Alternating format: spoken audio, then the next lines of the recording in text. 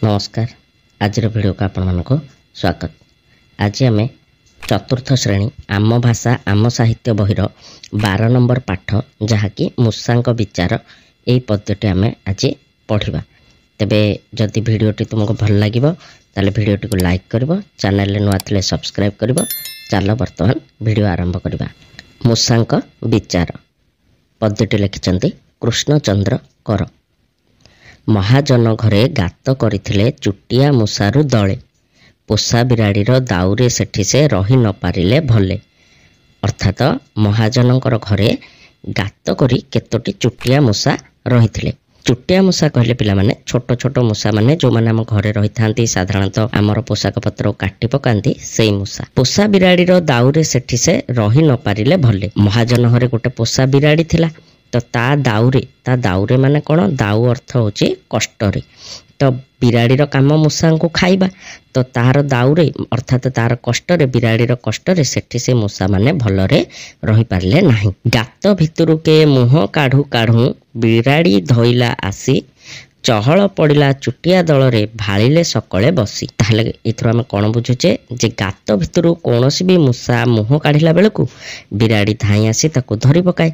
तेणु समग्र मूषा मानक दलरे चहल पड़गला, हईचई होगला। तेणु बर्तमान सकले माने सभीए मिसी कौन कले, भाली बसिले, भाविबाकु लागिले, चिंता करियाकु लागिले वर्तमान कौन करिबा। सबुठू बुद्धिया थिला जे चुटिया, कहिला कथाए पांची, बिराड़ीर बेके बांधी देले घंटी, जीव आम दका घुंची। सबुठू जो बुद्धिया मूषाटी थिला तांको भितरु से कौन कहला, से गोटे कथाटे पांची की अर्थात विचारिके गोटे कथा कहला। कौन कहला से ना, बिराड़ीर बेके अर्थात से जो बिराड़ीटी अच्छी महाजन घर ता बेकरे जदि घंटी बांधी दबा तेबे आम दका घुंची जीव। दका माने भय, तो आम भय दूर हो जीव। तापर पंक्ति पढ़िबा। बिराड़ी आसिले ठन ठन होई दूरू सुभिबता घंटी, पसी जीवा आमे गात भितरकू विपद जीव तो मेंटी। कौन कहला से विचार कला ना, जदि बिराड़ी आसीबो आमे घंटी बांधी देइथिले, से बिराड़ी चालिबा सहित से घंटीटी ता गଳାରେ बा ता बेकरे ठन ठन होई बाजिबो, दूररू शुणा जीव।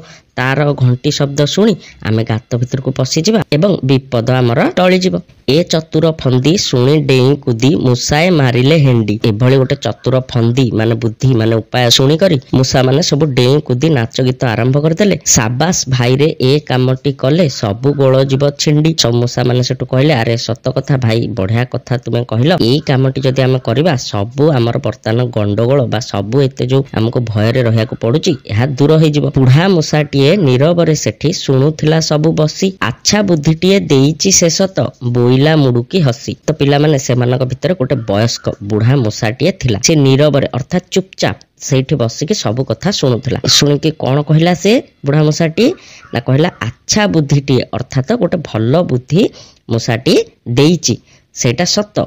से मुरुकी हसिकी कहला, किंतु हे भाईए बिचारी कहत जीव के बिराड़ी पाखे। अर्थात से कौन कहूची हेले भाई माने टिके विचार कर, बिराड़ी पाखकू किए जीव।